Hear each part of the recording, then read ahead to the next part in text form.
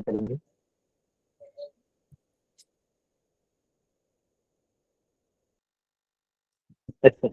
जबकि हमारे विश्वनाथ चक्रवर्ती ठाकुर अपने कमेंट्री में इन सब के नाम लिखे, इसलिए उन्होंने सभी पर्सनैलिटीज के बारे में 2 पैराग्राफ लिख के हमें शॉर्ट में समझाया।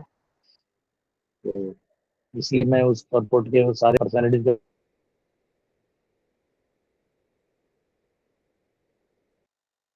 में जितना प्रॉपर लिखा है उतना बताना इम्पोर्टेंट समझो।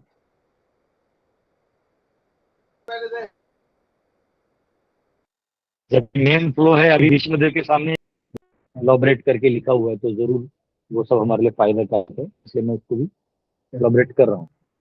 हरे कृष्ण। ओम नमो भगवते वासुदेवाय। ओम नमो भगवते वासुदेवाय। ओम नमो भगवते वासुदेवाय। नारायणं नमस्कृत्य नरं चैव नरोत्तमं देवीं सरस्वतीं व्यासं ततो जयमुदीरयेत्। नष्टप्रायेषु भद्रेषु नित्यभागवत सेवया भगवती उत्तम श्लोके भक्तिर्भवति नैष्टिकी। कृष्णाय वासुदेवाय देवकी नंदनाय च नंदगोपकुमाराय गोविंदाय नमो नमः। हरे कृष्णा कृष्णा कृष्णा हरे हरे, हरे राम राम राम हरे हरे। ओम अज्ञानतिमिरन्धस्य ज्ञानाञ्जनशलाकया चक्षुरुन्मीलितं येन तस्मै श्रीगुरुवे नमः। नमामि विष्णुपदाय कृष्णप्रेष्ठाय भूतले श्रीमते भक्तिवेदान्त स्वामिनिति नामिने। नमस्ते सरस्वती देवे गौरवाणी प्रचारणे निर्विशेष शून्यवादी पाश्चात्य देश तारणे। जय श्री कृष्ण चैतन्य प्रभु नित्यानंद श्री अद्वैत गदाधर शिवासादि गौर भक्तवृंद। हरे कृष्णा कृष्णा कृष्णा हरे हरे, हरे राम राम राम हरे हरे। हरे कृष्णा। तो हम सब ने भीष्मदेव यहाँ प्रथम स्कंद के 9वें अध्याय में है, जहाँ द्वारका छोड़ के भगवान द्वारका के लिए जा रहे थे, तो माता कुंती ने प्रार्थना किया, तो तत्पश्चात भगवान जो कि युधिष्ठिर महाराज ने भी अपनी अर्जी रखी, अपनी समस्याओं को रखा।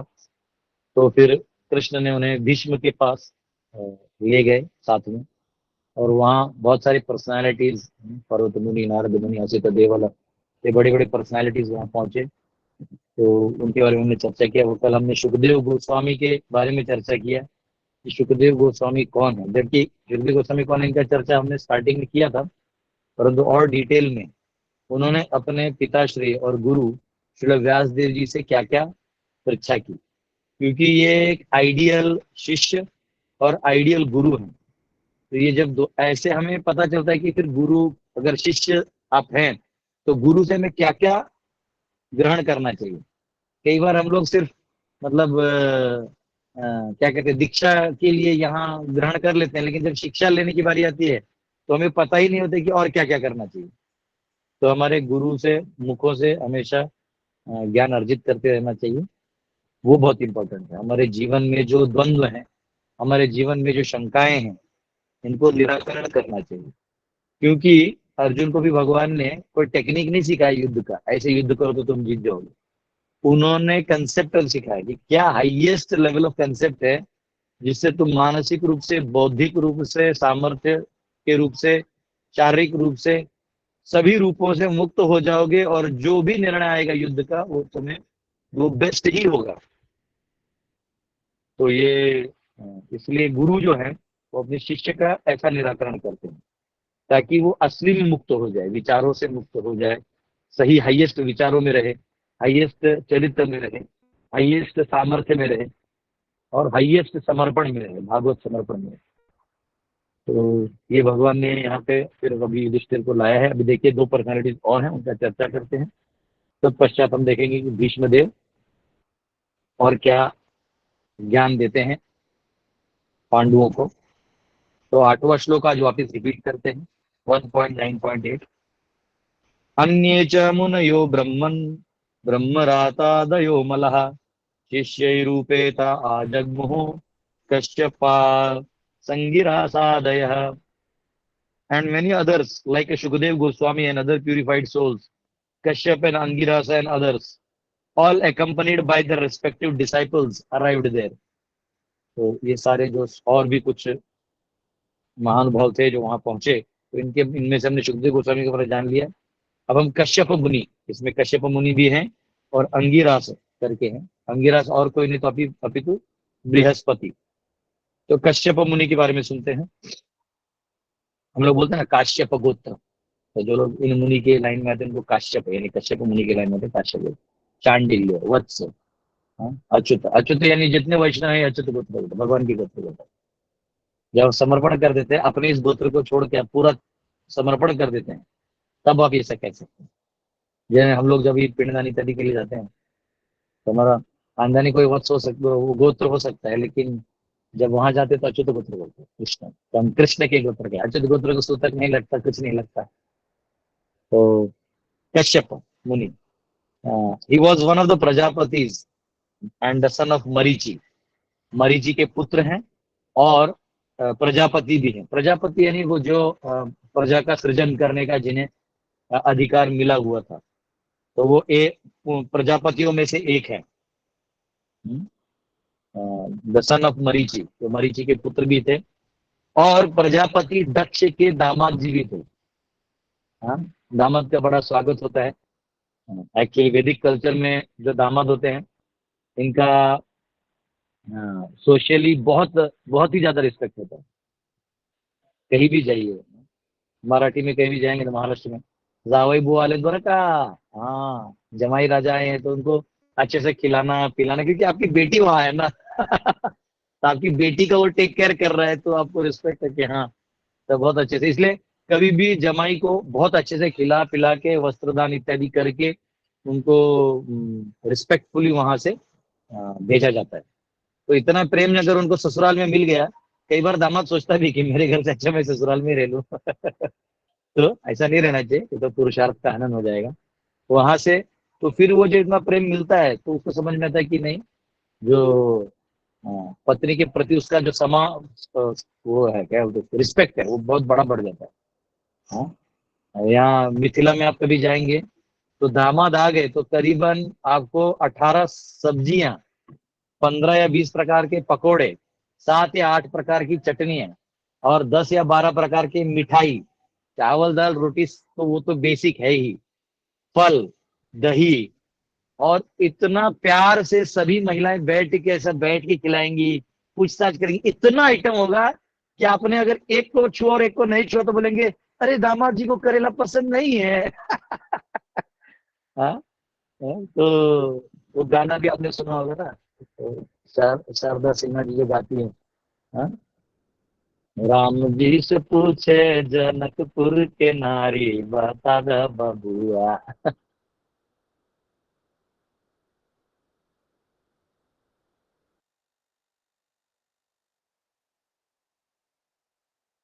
लको देत काहे गारी बता द बबुआ।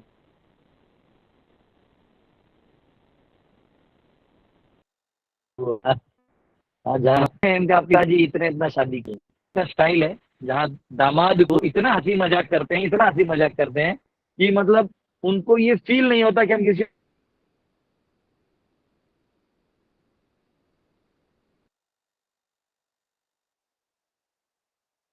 और घर से हैं। ये कल्चर है। तो ये ये इधर से हम कितना प्रेम करते हैं इसकी परीक्षा है। अरे देखो देखो, जीजा जी का है या फिर ना हमारे वो कुछ लोग के फुआ के पति लगेंगे तो उनका है, फूफा जी का है, बच्चे तो वो वेट ही करते रहते हैं कि उनको मालूम है, इतना तो खाएंगे नहीं।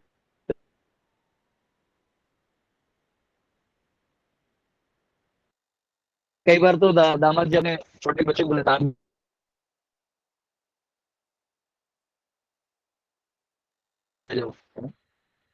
पर बैठा के खिलाएगा। मतलब आई मीन टू से अगर कोई शादी करे ना, तो आप कोई भी हो, मेडिसिन प्रैक्टिस कर रहे हैं, इंजीनियरिंग कर रहे हैं, लॉ कर रहे हैं, कुछ भी कर रहे हैं, आप जब घर आए ना, वो सब बाहर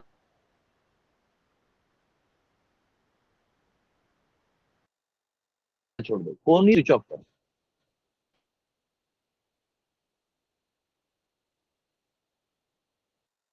एक्चुअली घर में आप घर की तरह नहीं रहेंगे तो फिर देन देर इज ही नहीं। तो वो मतलब मैं सोना ही होना है।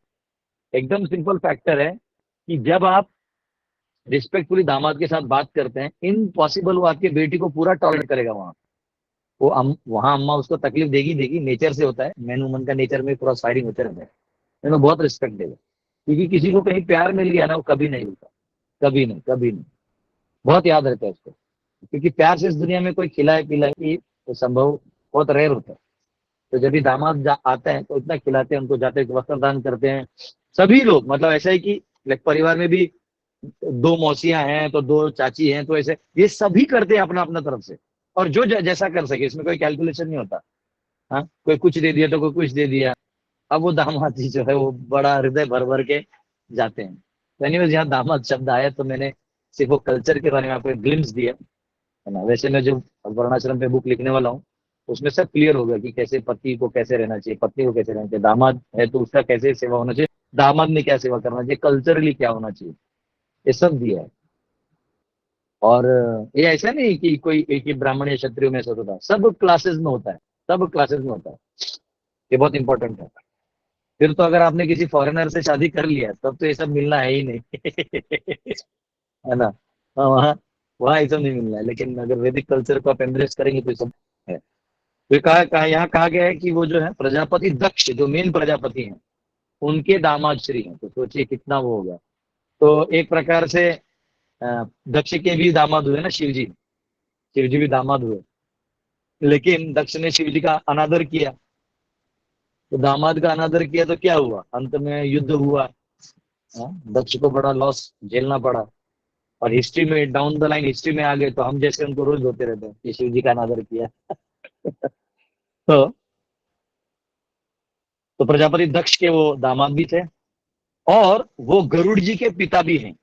कश्यप मुनि जो है वो वैनीतेय कहा जाता है। तो गरुड़ जी के वो पिताश्री भी हैं, जो गरुड़ हमारे हैं, जो सबको डिलीवर करते हैं।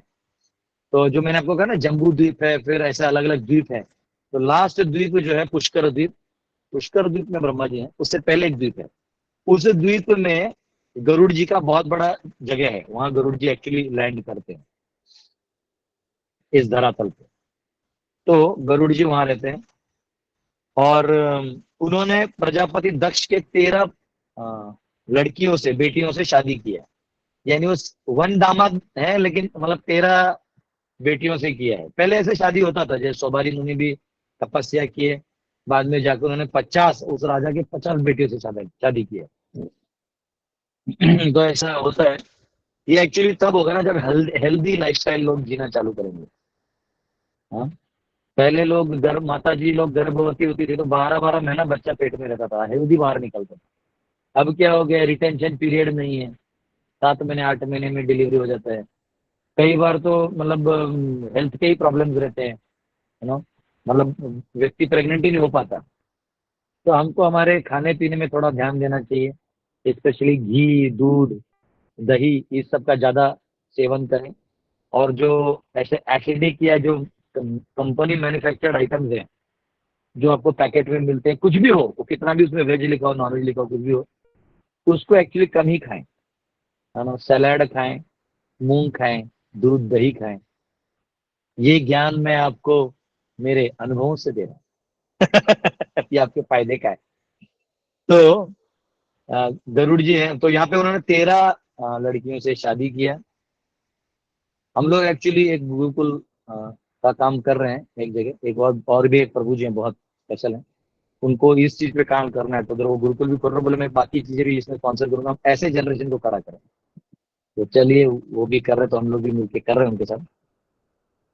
तो प्रजापति दक्ष के जो 13 बेटियां थी, उनके नाम है अदिति, दीति, धनु, काष्ठा, अरिष्टा, सुरसा, ईला, मुनि, क्रोधवशा, ताम्रा, सुरभि, शर्मा एंड तिमी। तो ये 13 माताएं हैं जिनसे उनका विवाह हुआ। और उनको दोनों प्रकार के जो बच्चे हुए, कुछ सुर हुए कुछ असुर हुए। तो इनका बड़ा कथा है, जो आगे जाके हम बहुत डिटेल में पढ़ेंगे कि कैसे हुआ, क्या क्या व्रत लिया था और क्या हुआ था। डिटेल में अभी नहीं जाएंगे, क्योंकि हमें अभी वापिस भीष्म देव में यहाँ प्रेजेंट में आना है।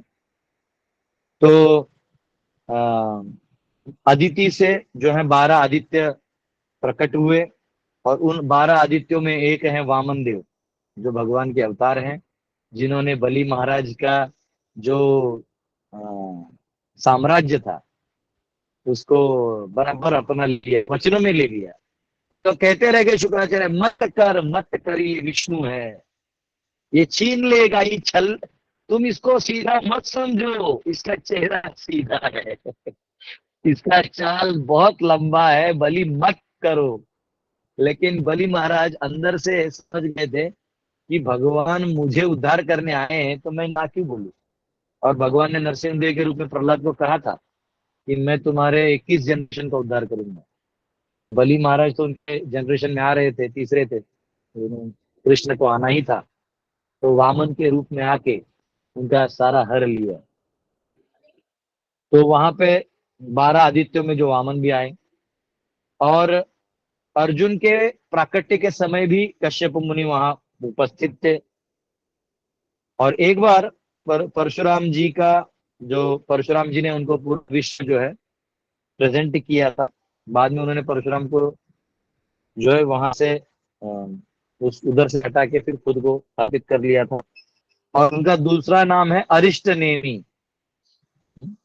हाँ, हम लोग वो मंत्रों में कहते हैं अरिष्ट नेमी बृहस्पति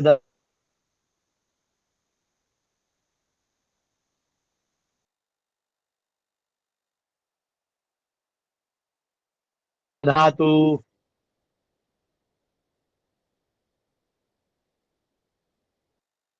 हाँ, वो श्लोक चालू होता है, स्वस्तिन इंद्र वृद्धश्रवा, वो ब्रह्मांड के नॉर्दर्न साइड में रहते हैं। तो एक्चुअली आपको एक चीज बताना है, हर बार कॉस्मोलॉजी का थोड़ा थोड़ा दूंगा, क्योंकि 5वें स्कंद में जब कॉस्मोलॉजी आएगा तो आपको भंगसर नहीं जानती है। देखिए,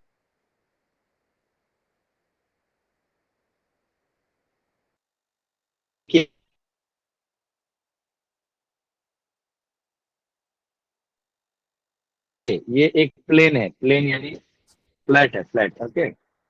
और यहाँ जो मेरू, ऐसा मेरू है ऊपर में, मेरू ये ध्रुव रहते हैं। तो ये जो ध्रुव तारा है, इससे सारे प्लैनेट्स घूमते रहते हैं, इसको एक रोप की तरह, ठीक है। तो एक्चुअली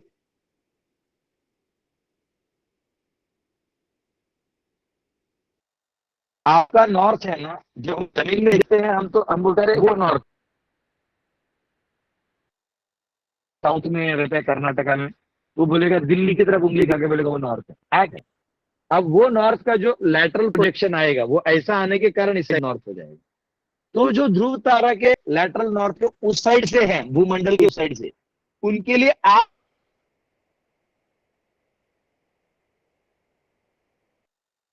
जो नॉर्थ है वो उनके लिए साउथ हो जाएगा। आप बनाने के लिए आना चाहते हैं, आइए, कारपेंटरी भी करेंगे, मशीनरी भी करेंगे, बहुत सुंदर मॉडल बनाएंगे, ठीक है। तो ये नॉर्दर्न साइड ऑफ यूनिवर्स, मतलब ये ऊपर में रहते हैं, बेसिकली स्वर्ग के भी टॉप मोस्ट लोकेशन, ये इधर कहा गया। नहीं तो आप बोलेंगे हम नॉर्थ में खोजने चले जाएंगे, पता लगे, ऐसा नहीं होगा, ठीक है।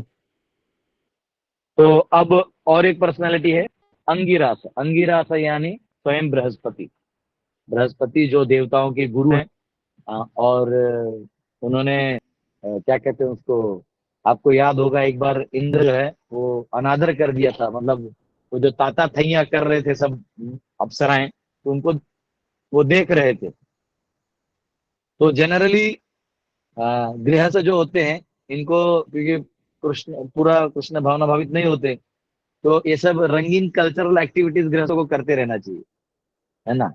भगवान से कनेक्टेड नृत्य, भगवान से कनेक्टेड संगीत, ये सब होना चाहिए, इन महफिलों का आयोजन होना चाहिए, जिससे लोग जो है तो उन संगीत का भी आनंद लें और उससे भगवान के बारे में भी जुड़े। इसलिए गृहस्थ जीवन को रंगीन बना के रखना चाहिए, अन्यथा वो नीरस हो जाएगा और वो डेडली हो जाएगा। तो जनरली ऐसा होता है। मैंने एक बार गया था बनारस में, वाराणसी में संकट मोचन था, तो कोई मुझे बोला कि यहाँ पे कुछ बड़ा होने, मुझे लगा कुछ होने लगा, वहां गया तो एक नर्तकी ऐसे से नाच के और रामलीला और रावण लीला कर रही थी। तो देख के बाकी लोग तो ताली बजा रहे थे, पर मुझे कुछ अजीब सा लगा, मैं वहां से निकल गया। तो पॉइंट ये है कि जो गृहस्थ है वो ऐसा करना चाहिए, अपने बच्चों को भरतनाट्यम सिखाना चाहिए, संगीत सिखाना चाहिए, और उसी माध्यम से भगवान के अलग अलग लीलाओं का आप प्रेजेंटेशन कर सकते हैं। तो यहाँ पे जो इंद्र थे वो स्वर्ग में, पता नहीं वो भी थे, नर्तन देख रहे थे, और बृहस्पति वहां आए तो खड़ा होना भूल गए इंद्रदेव, उनको याद होना चाहिए कि मेरे गुरु हैं, गुरु की वजह से मैं हूँ। तो फिर गुरु जो है वहां से निकल गया, और फिर क्या था, फिर तो इतिहास है। अगर गुरु को आपके सर से हाथ हट गए तो खत्म हो जाता है। वहां से जो इंद्र है उनका, असुर लोग अटैक करने लगे, और फिर बृहस्पति जो है उनको श्राप दिए, जाओ तुम जो है सुअर बनोगे, सुअर। तो सुअर बना दिया, और फिर वो सुअर बन के धरती पे आके। लेकिन आश्चर्य की बात क्या है मालूम है? आश्चर्य की बात ये नहीं, क्योंकि वो तो गुरु है, जब वो सबक सीख लेंगे तो वापस बुला लेंगे। आश्चर्य की बात है, वो जब सुअर बने तो बाद में नारद मुनि उनको लेने गए। तो वो बोले नहीं, मैं बहुत आनंदित हूँ, यहाँ मेरे 12-13 बच्चे हैं और मैं बहुत खुश हूँ, मेरी बीबी इतनी सुंदर है, सब सुअरों में सबसे सुंदर है। तो यही जीव का हाल है, कि जीव जो है वो एक बार इस सिस्टम में फंस जाता है ना, तो उसको मोह खींच के इतना रख लेता है, वो छोड़ ही नहीं पाता। आप किसी भी व्यक्ति को मिलो, वो केवल अपने बच्चे के बारे में बोलेगा, अपने बीवी के बारे में बोलेगा, या कोई माता अपने पति के बारे में बोलेगा, अपने रिश्तेदारों के बारे में, अपना प्रॉपर्टी, मेरा घर, मेरा बंगला, मेरा ये, मेरी खूबसूरती, मेरा ताकत, मेरा ये, मेरी डिग्री, मेरा मेरा मेरा मेरा, जनस्य मोहोयम अहम ममेति। हाँ, भगवान कहते हैं कि ये संसार बंधा हुआ है मोह और अहम और मम के बीच में। वो ये भूल ही जाता है, ये अहम और मम तुम्हें पकड़ने के लिए रखा हुआ है। ये तुम्हारे सोने की बेड़ियां हैं, इसके चमक में मत जाओ, ये बेड़ियां हैं, इनको तोड़ो। लेकिन हम क्या करते हैं, उसको और चमकाते हैं। हम अपने आप को चमका के उन लोगों के बीच में प्रेजेंट करना चाहते हैं, हम उन लोगों को इम्प्रेस करना चाहते हैं जो हमारे हैं ही नहीं। एक्चुअली वो आपसे इम्प्रेस क्यों होंगे? वो तो अपने आप में, वो अपने आप को इम्प्रेस करना चाहते हैं। तो वो आपसे इम्प्रेस तब होंगे जब आप उनसे थोड़ा ज्यादा कुछ कर लेंगे, ज्यादा पैसा कमा लेंगे, ज्यादा पोस्ट हासिल कर लेंगे, या ज्यादा श्रृंगार कर लेंगे। तब वो आपसे कंपैरिजन में आपके बारे में सोचेंगे, ऐसे आपके बारे में नहीं सोचेंगे। तो एक्चुअली इस दुनिया में आप अकेले ही घूम रहे हो, समझा? वहां कौन है तेरा मुसाफिर, जाएगा कहाँ, वहां कौन है तेरा। कोई नहीं है। तो आप जो है इस संसार में, आप उनको इम्प्रेस करने में जो एनर्जी लगा रहे हो, इससे अच्छा आप कृष्ण को इम्प्रेस करो। उतने में तो कृष्ण का दर्शन हो जाएगा, क्योंकि कृष्ण इम्प्रेस भी जल्दी हो जाते हैं। पत्रम पुष्पम फलम तोयम, थोड़ा फल फूल क्या दे दियो, टंटानाटन खुश हो जाती है कि मेरा भक्त है, डिक्लेयर कर देता है आपसे, ये मेरा, इसको मैं रक्षण करूंगा, वो खुश हो जाते हैं भगवान। आपको याद रखना चाहिए, कई बार लोग भगवान को इम्पॉसिबल बना देते हैं कि कैसे प्रभु हमारा दर्शन होगा। कुछ नहीं, ये बहुत सिंपल पर्सनैलिटी है। आप सीधा साधा रहो, समर्पण कर दो, बोले प्रभु यही है और मैं आपका हूँ, आप मेरे हैं, बोले क्या है, बस खत्म। भगवान खुश हो जाते हैं, वहीं आके ऐसे बैठ जाएंगे आगे घर में। बहुत दयालु है भगवान। तो यहाँ पे ये उदाहरण दिया है कि कैसे बृहस्पति ने इंद्र को श्राप दिया। तो इंद्र जो है सुअर बन गया है, उसके बाद उसको इतना समझाने का प्रयास किया, इतना समझाने का प्रयास किया, लेकिन वो अपने उधर से निकला ही नहीं। वो वही मुंह में माया में फंस गया। तो इसका, इसमें प्रपद लिखते हैं, even a hog does not wish to part with its earthly possessions in exchange for a heavenly kingdom। मतलब अगर, क्या होता है ना, आदमी फिर क्या बोलते हैं, कई लोग ये भी डायलॉग बोलते हैं ना, अरे यही स्वर्ग है, यही नर्क है। तो कंसेप्ट में यही स्वर्ग और नर्क होता है। तो ये बहुत इंपॉर्टेंट फैक्टर है। ठीक है।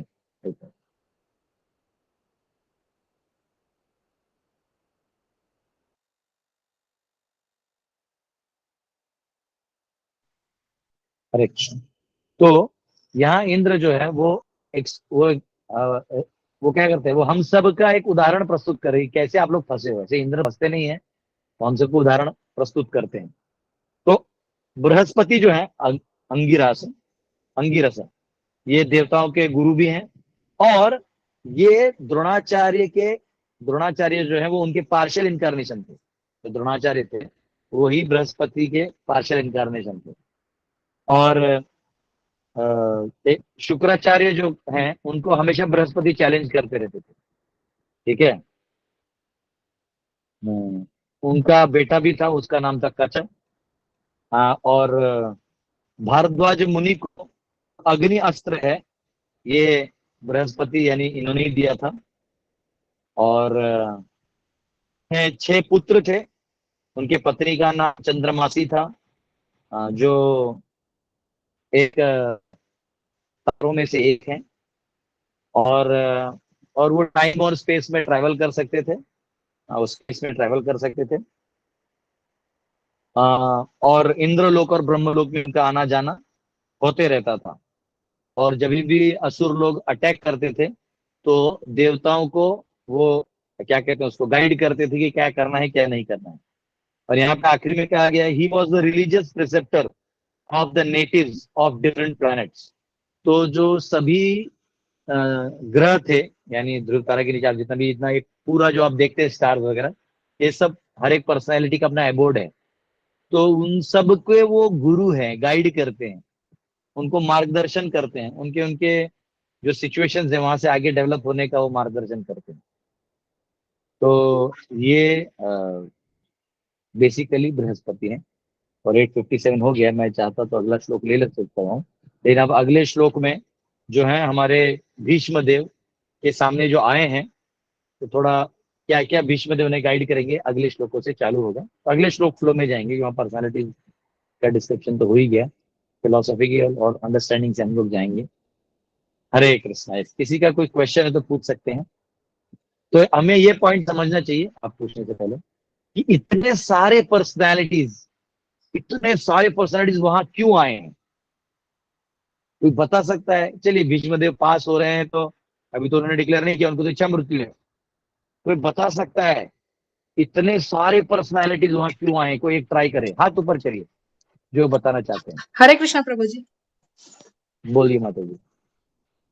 प्रभु जी, भीष्म देव जो जो युधिष्ठिर महाराज को ज्ञान देंगे, उसको सुनने के लिए शायद ये लोग एकत्रित वेरी हुए हैं गुड, सब। Very good, very good, very good. आपने एग्जैक्ट एक पॉइंट पे बता दिया। देखिए, देखिए बहुत अच्छा, बहुत लोग भी कमेंट अच्छा लिख रहे हैं। देखिए, एक्चुअली बोलते हैं ना, कौवा जो है, कौवा वो कचरा खोजता है, और हंस जो है वो अमृत खोजता है। तो आप कहाँ पहुंचे हैं ना, इससे पता चलता है कि आपका लेवल क्या है।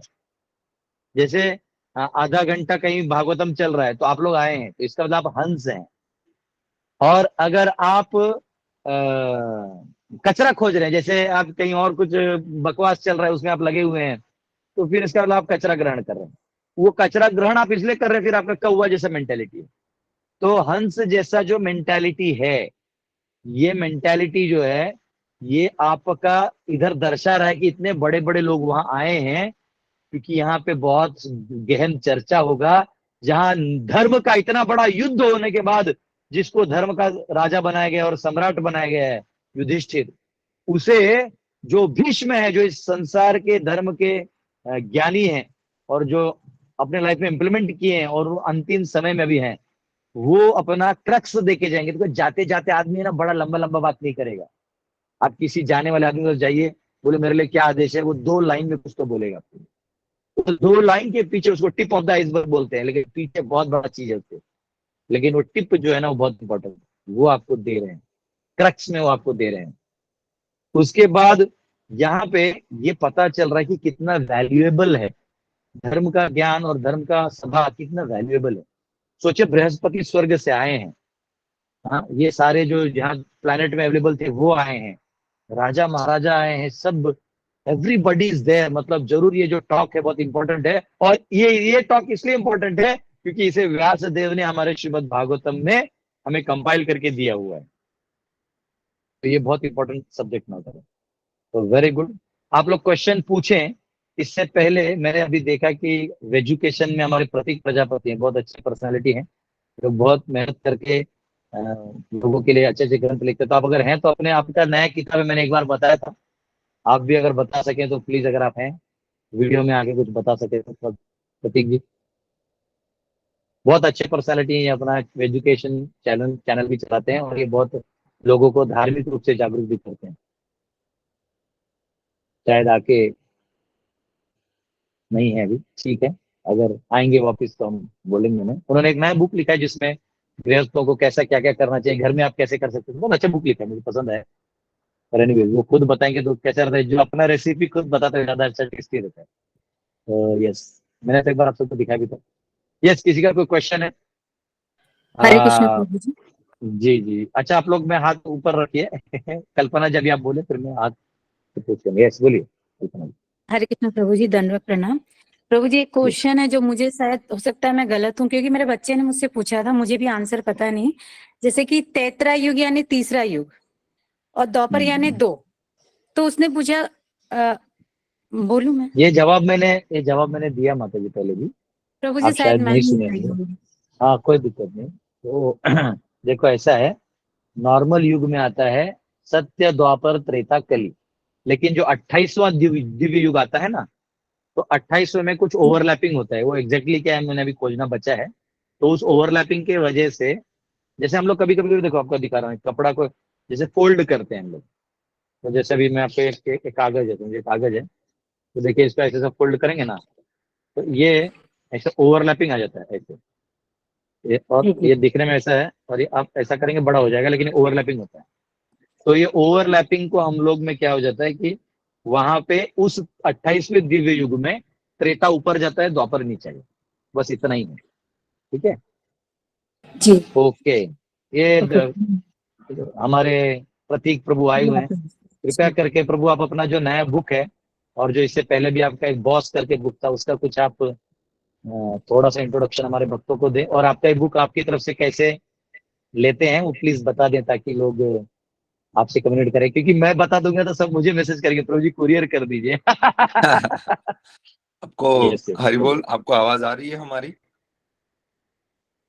यस यस आ रहा है प्रभु, सब आ रहा है। ओके। तो हमारी दो पुस्तकें हैं। एक पुस्तक है जो सब ज्यादातर लोग जानते हैं, उसका नाम है बॉस, बेसिक्स ऑफ सनातन संस्कृति। और इसका हिंदी वर्जन है जिसका नाम है सनातन संस्कृति का मूल ज्ञान। ये पुस्तक है। ये पुस्तक हमने 8 साल के सनातन संस्कृति के हमारे सारे शास्त्रों के अध्ययन के बाद लिखी है। और ये एक पुस्तक पढ़कर कोई भी बच्चा, बूढ़ा, हिंदू, मुसलमान, क्रिश्चियन हो, इंडियन हो, फॉरेनर हो, कोई भी इंसान सनातन संस्कृति के बारे में 99% चीजें जान सकता है। इसके अंदर हमने जो सनातन संस्कृति के सारे शास्त्र है ना, उसके वृक्ष के बारे में 11 चैप्टर में लिखा है। और ये इंस्पायर्ड भी, इस फॉर्मेट, ये फॉर्मेट भी इंस्पायर्ड है दास गदाधर प्रभु के लॉकडाउन वाले लेक्चर्स से। उनके लेक्चर सुने थे तब हमको ये फॉर्मेट का इंस्पिरेशन मिला था कि यदि हमें कोई एक पुस्तक ऐसी लिखनी है जिसके बारे में कोई भी इंसान, क्योंकि हम में से हर कोई ऐसा नहीं है जो 8 साल निकाल कर सारे शास्त्र पढ़ पाए, तो हमें लगा कि एक पुस्तक तो ऐसा होना चाहिए। प्रभुपाद के पुस्तक हम लोगों को बताते थे कि आपको शुरू करना है स्पिरिचुअलिटी, प्रभुपाद के पुस्तक पढ़े। और ज्यादातर लोग जाकर आकर बोलते थे कि प्रभु हमने पढ़ा पर सब एक ही एक बोल रहे हैं अंदर। तो हमें लगा कि सब ना अभी लेवल पर नहीं है, पहले उनको उस लेवल पर लाना होगा। ये बेसिक सारा सिखा देते हैं, उसके बाद वो प्रभुपाद के पुस्तक पढ़ेंगे ना तो वो समझने लगेंगे कि हाँ, प्रभुपाद के पुस्तक में कितना अमृत है। तो फिर हमने ये पुस्तक लिखा जिसके अंदर ये 11 चैप्टर्स हैं। आत्मा का मूल ज्ञान, परमात्मा का मूल ज्ञान, देवी देवता का मूल ज्ञान, प्रकृति का मूल ज्ञान, योग का मूल ज्ञान, धर्म का मूल ज्ञान, कर्म, ब्रह्मांड, समय, वैदिक शास्त्र और सनातन संस्कृति का मूल ज्ञान, ऐसे 11 चैप्टर में लिखा है। तो इस पुस्तक से आपको सारा मिल जाएगा आंसर्स, जितना भी 555 प्रश्नों के आंसर इस पुस्तक में है।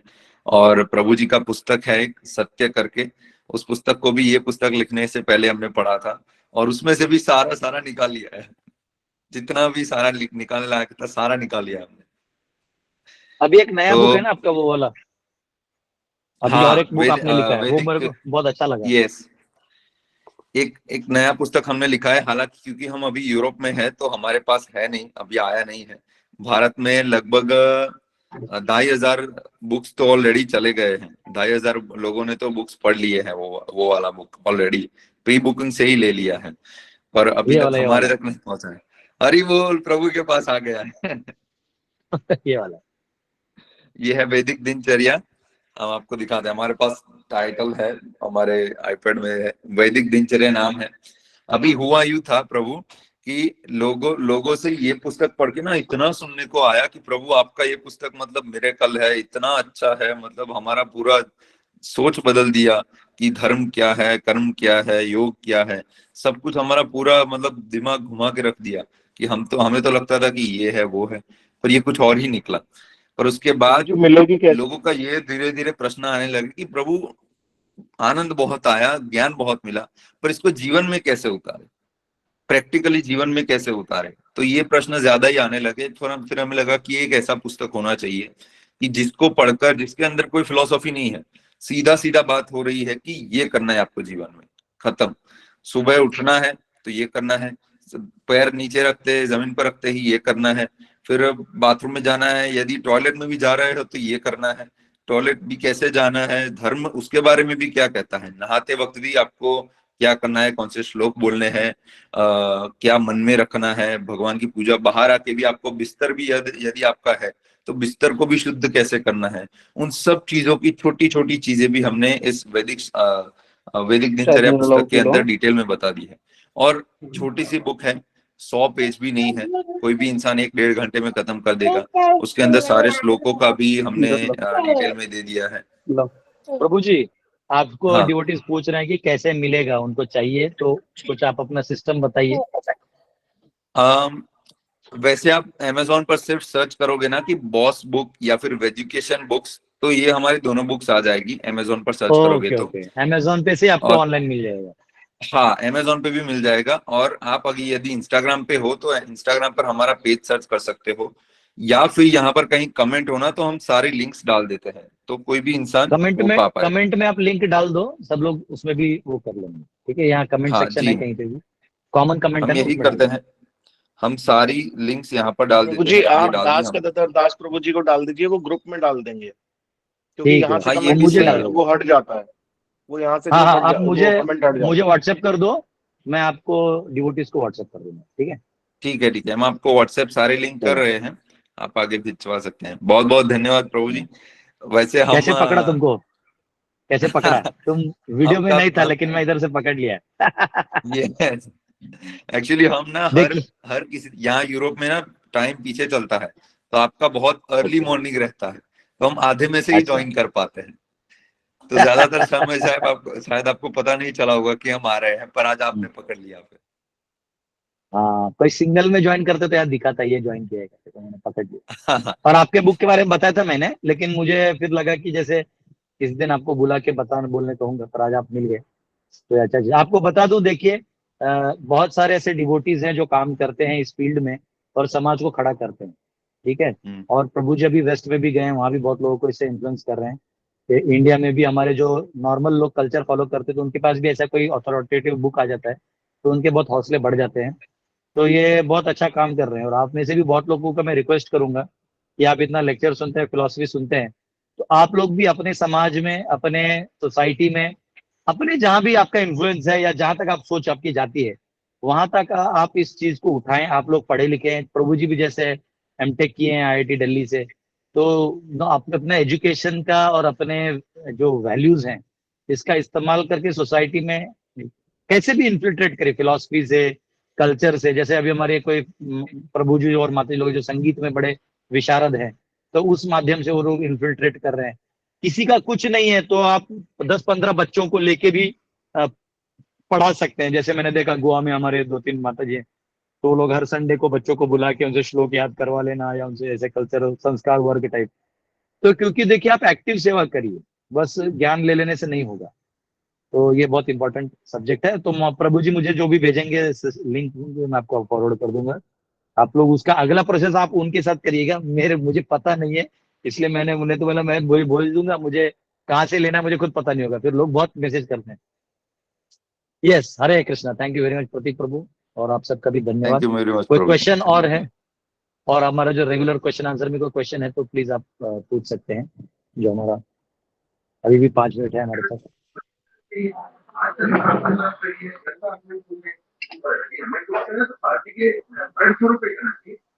मनोज जी आपका आवाज नहीं आ रहा है, आप म्यूट कर देना। RA पर से, SA पर से किसी का चेहरा दिख रहा है, SA पर से एक प्रभु जी का चेहरा DP में है, उन्होंने हाथ रेस किया है। ओके, सागर लोहिया प्रभु। सागर लोहिया प्रभु, आप क्वेश्चन पूछना चाहते हैं तो प्लीज पूछिए। शायद वो ऑडियो मोड में चले गए हैं। हमने कहीं देखो तो हार देखा। हाँ, हरिप्रिया माता जी प्लीज म्यूट करिए। ये सब अपना अनम्यूट करके घर का आवाज। RA पर से राहुल भगत जहाँ पे शायद। दंडवत प्रणाम प्रभु। बोलिए बोलिए। एक हरे जब हरे से मैंने कृष्ण प्रभु। ज्वाइन किया है तब से ये टॉपिक नहीं निकला, इसलिए पूछ रहा हूँ। मुझे थोड़ा कंफ्यूजन है हाँ। कि गरुड़ देव भगवान के वाहन है और उनका हम्म। आहार जो है वो सर्प भोजन जैसा है या मांसाहार जैसा है, तो इसको हमें यहाँ पे लिखा है ना, कैसे देखना है? हाथी, यहाँ पे एक्चुअली परपोर्ट में लिखा है हाथी और टॉर्टोइज खाते हैं, लेकिन मैंने वो जानबूझ कर टच नहीं किया क्योंकि फिर गरुड़ जी का चैप्टर खुल जाएगा, इसलिए मैं बोला कि नहीं ऑलरेडी नहीं, उसको यहाँ से देखना कैसे हमें, हमने उसकी नहीं तरफ नहीं देखना कैसे? नहीं नहीं प्रभु जी, आपको एक टेक्निकल चीज बताता हूँ। हर जीव का अपना एक इंस्टिंक्ट होता है और वो उसके लिए पाप नहीं होता। जैसे आपको बताता हूँ, जो हरे हरे पत्ते हैं ना, कोई भी हरा पत्ता ले लो और आप एक बहुत वो माइक्रोस्कोप होता है ना, उसके अंदर रखो, उसके अंदर आपको इतने छोटे छोटे लिविंग वो दिखाई देते हैं। तो जीवो जीव से जीवनम, हर जीव का एक दूसरा जीव आहार है। तो जिसका जो आहार है वो खाए। आप मनुष्य हो, आप फल फूल खा सकते हो तो वो खाओ। जब आप आउटराइट प्राणी को काट के करते तो वो आपका पाप लग जाता है। और प्राणी जो है वो अपने इंस्टिंक्ट के बाहर नहीं खा सकता। यानी आप कभी भी टाइगर या लायन को नहीं देखोगे कि जंगल में से बाहर निकल के अब आम के बगीचे में आम खा रहा है, आज मैंगो, अल्फेंजो मैंगो, वो कभी नहीं खाएगा। उसको जो चाहिए वो उसी के लिए बना है, वो वही खाएगा, तो उसको पाप नहीं है। तो गरुड़ जी जब उस रूप में आते हैं तो उनका वो आहार है। अब वो उस प्राणी का सौभाग्य है कि उसको गरुड़ जी ने खा लिया तो वो वैकुंठी जाएगा। लेकिन वो आहार है तो उसमें कोई दिक्कत नहीं। जैसे वृत्रासुर था, तो वृत्रासुर असुर थे, वो मनुष्यों को खा जाते थे। इंद्र से युद्ध के बाद वो वैकुंठ चले गए, गोलोक चले गए, सोचो। तो आपको ये जो देखो, अब इसको अगर आप थ्योरी से देखें तो मृत्यु कोई बड़ा चीज नहीं है। मृत्यु जस्ट जैसे हर क्षण आप मरते हैं, जैसे आपका हर क्षण शारीरिक ढांचा जो है बदलते रहता है, बदलते रहता है, बदलते रहता है, बदलते रहता है। तो वैसे एक दिन सिर्फ शरीर बदल जाता है, नई शरीर मिलता है, बस सब सिंपल। तो एलिमेंट पॉइंट ऑफ व्यू से, सांख्य दर्शन से, तो ऐसी कोई डिफरेंस नहीं बचा, क्योंकि वो इंस्टिंक्ट में वही है, तो फिर भी कोई डिफरेंस नहीं है। समझ रहे हैं?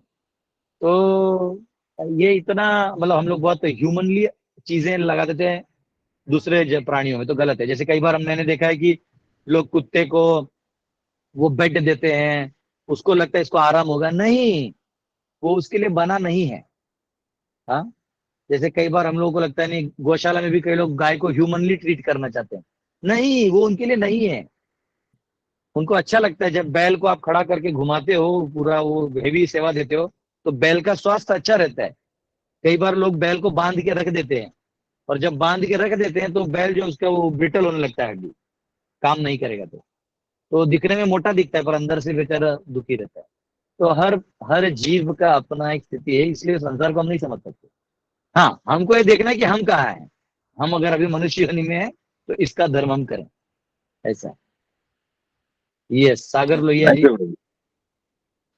सागर लोहिया जी, हरे कृष्णा प्रभु जी। प्रभु बोलिए। जी, आपने भी कॉस्मोलॉजी मॉडल के बारे में भी चर्चा की थी कि उसमें कुछ आप बना रहे हैं, तो उसमें हम जी, कैसे जुड़ सकते हैं आपके साथ? आप कैसे जुड़ना चाहते हैं? यहाँ आके मदद करना चाहते हैं, आर्थिक रूप से मदद करना चाहते हैं, कि इंटेलेक्चुअल मदद करना चाहते हैं, करना क्या चाहते हैं ये बताइए, क्योंकि प्रॉमिस तो बहुत लोग करते हैं, करता कोई नहीं है। यस, बोलिए। प्रॉमिस नहीं, मैं आपसे वृंदावन में मिला था और हरियाणा में हूँ ओके, एक्चुअली, हिसार में। तो राइट आपका राइट राइट, जो आप मिले थे। हाँ हाँ, गुरुकुल मॉडल में भी आपसे बात हुआ था, तब गुरुकुल मॉडल के लिए राइट प्रयास करेंगे वहां पे। तो उसके लिए आप राइट। जैसे भी आप कहेंगे, जैसे आप कहेंगे, मैं जितना सक्षम होऊंगा आर्थिक रूप से भी, और जैसे आप जितनी मेरी बुद्धि है, जैसे भी आप गाइड करेंगे, ओके मैं आपसे व्हाट्सएप पे जुड़ा हूँ आपसे भी, जैसे भी आपको। ओके, मैं नोट डाउन करके रखता हूँ, ठीक है, आपको जरूर कांटेक्ट करूंगा, ठीक है। Thank you so much, thank you. और वो आप गुड़ वाले ही हैं क्या, जो गुड़ बोलते थे? हमारे यहाँ गुड़ का बिजनेस है। नहीं, नहीं नहीं, तो मेरा वो अलग, हार्डवेयर का बिजनेस नहीं, वो अलग है। अलग है, वो मुजफ्फरपुर में कोई है जिसका गुड़ का है। बोला प्रभु जी जितना मैं गुड़ चाहिए हिसार इतना दूंगा, लेकिन मैं भूल ही गया कि वो कौन है। ओके, आप हिसार में। हिसार से हूँ, हिसार हरियाणा। ओके, जी प्रभु जी। चलेगा, आएंगे, हम मिलेंगे कभी, हिसार आएंगे तो आपको मिलके जी जाएंगे। प्रभु जी, जरूर जरूर जरूर जरूर आइए। Thank you so much. Yes, Hare Krishna. तो, और इंद्राणी माता जी, यस, आपका क्वेश्चन है। हरे कृष्ण प्रभु जी, दंडवत प्रणाम। प्रभु जी, वो मैं एक मतलब गरुड़ पुराण में पढ़ रही थी कि मनुष्य के ऊपर 3 ऋण रहता है, पितृ ऋण, देव ऋण और ऋषि ऋण। तो पितृ ऋण तो थोड़ा बहुत समझ में आता है, बट ये देव ऋण और ऋषि ऋण मतलब क्या होता है, और इससे देख मुक्त होने के लिए हमको क्या करना चाहिए? ऐसे तो सीधा लिखा है कि अगर आप भक्ति कर रहे हैं तो सारे ऋणों से आप मुक्त हो जाते हैं, परंतु एक सामाजिक रूप से फिर भी बता देता हूँ कि पिता माता का ऋण तो दिखाई देता है क्योंकि वो सामने है, उन्होंने आपके लिए कुछ किया है तो ऋण है। लेकिन देव ऋण जो है, देवता लोग इस संसार को धार्मिक बना के रखते हैं, जिसके वजह से आप धर्म आसानी से पालन कर सकते हैं। तो एक तरह से देवताओं का आपके ऊपर ऋण है। ऋषि ऋण इसलिए क्योंकि ऋषि मुनों ने अपने साक्षात्कारों को आपको दिया है और उनके साक्षात्कारों के ऊपर आप अपना जीवन आधारित करते हैं, इसलिए देवताओं का, वो जो ऋषियों का भी ऋण आपके ऊपर रहता है। तो इसलिए जितने भी लोग हैं इनका ऋण हमारे ऊपर रहता है। तो फिर उनके आज्ञा का पालन करके जो उन्होंने जो सिखाया है उसका पालन करेंगे तो ऋण से आप मुक्त हो जाएंगे। जैसे भी हम लोग पैदा होते हैं तो कोई हमें टीका लगाना सिखाता है, तो कोई हमें मंत्र सिखाता है। तो ये जो कल्चर बना है देवताओं ने और ऋषियों ने मिलकर इसको क्रिएट किया हुआ है, तो इसलिए उस सिस्टम में हम यूज कर रहे हैं तो उसका ऋण हमारे ऊपर है। जैसे अभी इंडियन रेलवे में टिकटिंग सिस्टम है, तो टिकटिंग सिस्टम जो है वो एक रेलवे का सिस्टम है, तो हमें रेलवे का आभारी मानना पड़ेगा। रेलवे सरकार का, तो सरकार का आभार मानना होगा, ठीक है ना। तो वैसे ये जो देवता हैं और ऋषि हैं ये हमें इतना आध्यात्मिक धन देके गए हैं, आध्यात्मिक मार्गदर्शन देके गए हैं। अरे हमको कैसे पता चलेगा शिव जी है, विष्णु है, नारायण है पैदा होने के बाद? जब ब्रह्मा जी इस ब्रह्मांड को बना रहे थे उनको पता नहीं कौन है, तब तब तब चिल्लाए, तब भगवान आके उनको दर्शन दिए। हमें कैसे पता चलेगा? तो ऋषि मुनि हमें बताते हैं, ये हमारे गुरु हैं, तो इनके हमारा ऋण है। तो इनका ऋण क्या है? इनका ऋण है कि उन्होंने जो बताया उसको पालन करेंगे। यस, बोलिए बोलिए बोलिए बोलिए। मतलब बस उन्होंने जो इंस्ट्रक्शन दिया है पुराणों में और भी किताबों में, वो इंस्ट्रक्शन पालन करने से ही हम उनके ऋणों से मुक्त हो बस सकते हैं। बस अच्छे माता पिता का ऋण कैसे चुकता होगा? जब माता पिता ने जो अच्छे संस्कार दिए हैं उसको जीवन भर पालन करेंगे और अच्छा व्यक्ति बनेंगे, समाज में कोई बदनामी का काम नहीं करेंगे, तो माता पिता खुश होते हैं, अंत में गले लगाते, बोले बेटा तुम हमारा नाम रोशन कर दिए, है ना। हरे ठीक है प्रभु। कृष्ण। ये ऐसे एक आखिरी क्वेश्चन हम लेंगे, हम सब हरिप्रिय माता जी पर कर रहे हैं, और फिर हम हरे सब कृष्ण समाप्त करेंगे। नाम यस, प्रभु। बोलिए। जैसे बोलते हैं ना कि भगवत प्राप्ति के लिए पाप और पुण्य दोनों खत्म हो जाते हैं जब मिलता है ना। तो जैसे अगर पुण्य भी करते हैं तब भी एक बार आना ही पड़ता है उसके वो भोगने के लिए, अच्छे कर्म भोगने के लिए आना पड़ता है। अगर किसी के पाप और पुण्य दोनों खत्म हो गए तो वो हम कैसे समझेंगे कि वो इस धरती पे कैसे रह रहा है? नहीं नहीं नहीं नहीं, वो ऐसा है, ये इतना आसान नहीं कि आपने बस हरे कृष्णा चैंटिंग के लिए पाप और पुण्य खत्म हो जाता, नहीं होता। जी जिस दिन आपने 100% 100% की बात कर रहे हैं, आप 100% भगवान पे आधारित हो गए, निर्भर हो गए। ऐसे तो हम वैसे भी निर्भर रहते हैं, बस ज्ञान हमें एक्सेप्ट नहीं होता, बस इतना। लेकिन जिस दिन आप उस साक्षात्कार लेवल पे पूरा भगवान पे निर्भर हो जाएंगे, उसके बाद आपका रहना, खाना, उठना, बैठना, बोलना, चलना सब भगवान की क्लियर इंडिकेशन से होगा। जी उस समय आपके पाप और पुण्य की गणना होगी ही नहीं। हरिमुखे म्हणा पुण्याची गणना कौन करी? पुण्य की गणना कौन करेगा जब आप हरि का नाम मुझसे लेंगे? तो ये पुण्य और पाप के पीछे कौन भागेगा? आप हरि का नाम लीजिए। तो ये लेवल जब आ जाएगा ना, तो ये सवाल भी जो आपको आ रहा है ये भी नहीं आएगा, क्योंकि पुण्य और पाप का सहारा चाहिए ही क्यों आपको, जब डायरेक्ट हरि का सहारा है। जी जी पुण्य और पाप तो इस संसार में बंधनों को तौलने के लिए है कि आपने अच्छा किया तो अच्छा मिलेगा, बुरा किया तो बुरा मिलेगा। लेकिन जब आप इधर अच्छा और बुरा खोज ही नहीं रहे, आप जानते हैं कि ये संसार बना ही द्वंद्वों से है। आप किसी का अच्छा भी कर रहे तो बुरा हो ही जाता है, आप किसी का बुरा करते तो किसी तीसरे का अच्छा हो जाता है। तो ये संसार के द्वंद्व से निकलने का जो मार्ग जो चुन लेते हैं, भगवान के प्रति समर्पण का मार्ग, उनके लिए पाप और पुण्य फिर गिनती में नहीं आता। वो क्या होता है कि जो ऐसा करना चाहता है उसको डर ये रहता है कि कहीं भक्ति भी ना मिले और पुण्य भी ढूस हो जाए, तो क्या होगा? जी तो जी ये वैसा नहीं है। ये जितना आप सरेंडर्ड हैं उतना ही आपका उतना हरा जाएगा। बात समझे? जी जितने प्रभु। आप सरेंडर्ड हैं, समर्पित हैं, उतना ही आपका हरण वो किया जाएगा, अन्यथा वो रखा जाएगा। भगवान जानते हैं ये बदमाश है, पूरा शरणागत नहीं है, तो उसका उतना पाप और पुण्य रख लेते, ले भाई भोग, ये भी भोग। जिस दिन आप हाथ ऊपर करके कह देते हैं हे हरि हे कृष्ण मैं आपका हूँ, कृपया करके आप मुझे बताएं मेरा आगे कैसे चलना है। जैसे प्रभुपाद जी अमेरिका में गए तो उन्होंने बोस्टन हार्बर पे हाथ ऊपर करके कहा, हाँ नाचाओ नाचाओ नाचाओ से मते, हाँ कि आप मुझे नचाइए जैसे आप चाहें, मुझे तो कुछ पता नहीं चल रहा है यहाँ क्या करना है।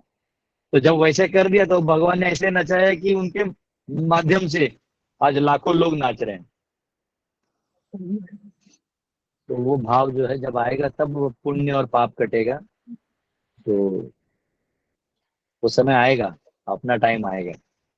थैंक यू ठीक प्रभु। है, ये मेरी हरे माँ है। राधे राधे हरे कृष्णा, राधे राधे माता जी, प्रणाम, हरे कृष्णा। महाराज, एक छोटा सा प्रश्न है मेरा हाँ के पूछिए पूछिए। सुबह उठ के माला जाप करने के नहा के करने चाहिए क्या बिना नहाए भी कर सकते? जिस नहीं सुबह मुझे नहीं उठे लगता आप, हाँ हाँ नहा के देखिए कैसा है कि अभी अगले परपोर्ट में आने वाला है, अगले श्लोक में, कि टाइम प्लेस सर्कमस्टेंस देखना चाहिए। कई बार अब कोई श्लोक बर्फीले चीजों में रहते हैं जहाँ बहुत बर्फ है, तो सुबह उठ के आप नहाएंगे तो बीमार गिर सकते हैं, जो भी उधर का माहौल वैसा है, तो तभी आप वैसे भी जप कर सकते हैं। जप के लिए तो वैसे कोई नियम है नहीं, परंतु जी हमको ये भी पता होना चाहिए कि हम लोग कोई सत्वगुणी लोग हैं नहीं, हम तमोगुणी के अधीन हो सकते हैं। तो इसलिए हमें सत्वगुण का हमेशा अवलंबन करना चाहिए, नहा के रहना चाहिए, स्वच्छ वैसे मैं नहा के करती हूँ जहाँ तक। आवाज नहीं, आवाज नहीं।